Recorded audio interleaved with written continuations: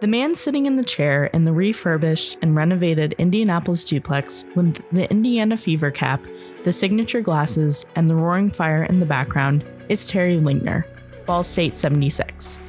What he'll tell you is that he is and always has been an avid Indiana sports fan. You'll always see him repping one team or another. Jokes that he felt he was the favorite grandson of 34 grandchildren and learned what he knows about the importance of a hard day's work from his humble Southside Indianapolis parents.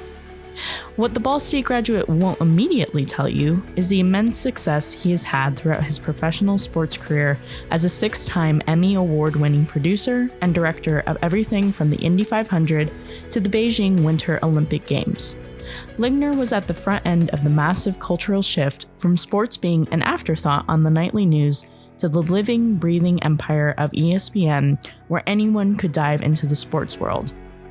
But to understand how Lingner has been able to make a lasting impression through his work, we must go back to that boy growing up on the south side of Indianapolis.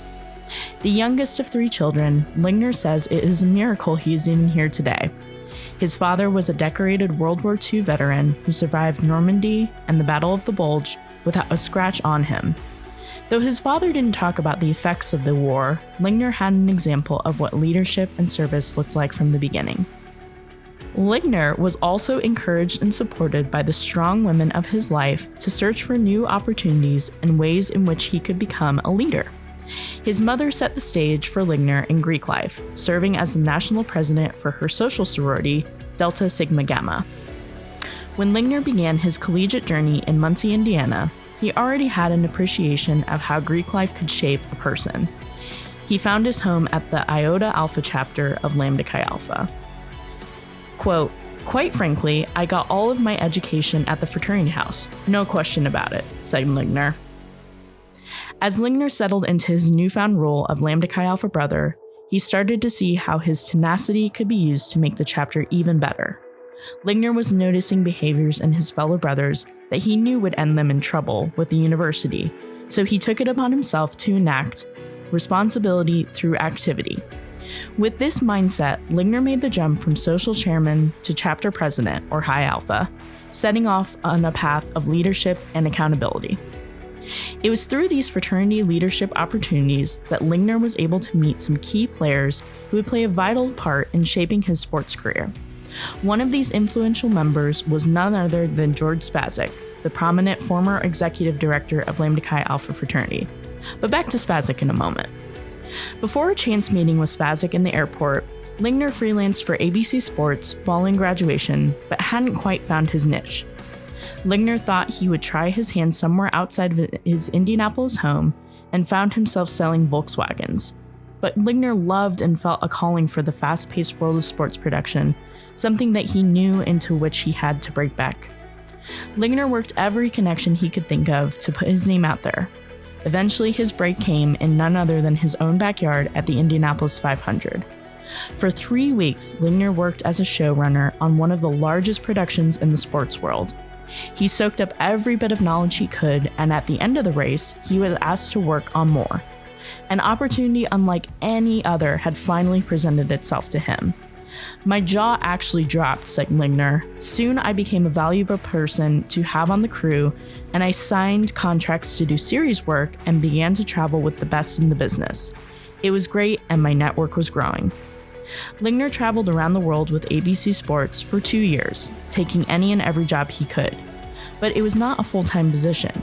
Here enters that meeting with Spazek. Flying out of Indianapolis for an interview with American Airlines, Lingner bumped into Spazek and the two brothers got to talking. Lingner told Spazek where he was headed and why, to which Spazek stopped the younger man in his tracks. "He cuts me off mid-sentence and says, 'Take your trip, but don't take the job. You're going to be a consultant,'" said Lingner. "Of course I came back and accepted the position, and then I got to travel for 1 year under the leadership of Frank Mays and had a wonderful experience." But that was not the end of the connection between Spazek and Lingner. Following the conclusion of his year traveling as an educational consultant for the fraternity, Lingner went back to freelancing for ABC Sports. This was during the summer of 1979, and Lingner kept hearing about a new and innovative 24-hour cable channel called ESPN. When Spazek got wind of Lingner's curiosity, he he clued Lingner in on yet another fraternity connection. The founder of ESPN, Bill Rasmussen, was a brother from DePaul University. Spacek wrote a recommendation letter to Rasmussen on behalf of Lingner. During the Lake Placid Winter Olympic Games in 1980, Lingner took a chance and drove to Bristol, Connecticut, and was lucky enough to be the second producer hired in the remote production department for ESPN.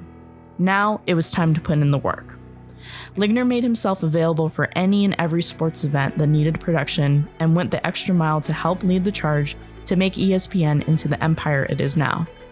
But as Lingner learned more about the production world, he began to see that the packagers, those responsible for finding all individuals working on an event, were the ones making the most. Seeing that he had taken his career as far as it could go at ESPN, Lingner set off for his next professional project, creating his own packaging company, Lingner Group. Through the 90s and the early 2000s, Lingner Group was one of the largest packaging companies in the country until it shifted to what it is today, a creative agency called Innovative. Innovative creates compelling work for clients such as Royal Caribbean and local Indiana sports events. Lingner has seen quite a lot in his life, from the days in Muncie at the Chapter House to producing the first NFL draft and racing at Daytona while also producing the event. But some of the best lessons he has learned about managing people and leading came from those years as a chapter president. I learned the importance of having a sense of pride in trying to emote that and not demanding it. Leading by example, trying to be inclusive, and trying to be firm when need be, said Lingner. Being a 20-something-year-old, it was managing people 101. I enjoyed it. I wanted to be better at it than anybody else that had done it. The Indianapolis sports-loving brother has experienced more in his lifetime than most would ever dream of, but he isn't done yet. Lingner is still in the game he fell in love with all those years ago and is finding new ways that he can continue to lead within his community and serve as a connection for all those that are willing to chase their daydreams and make their passions reality. And with that, he was off to direct Red Bull Rampage, featuring the best free ride mountain bikers in the world just outside Zion National Park.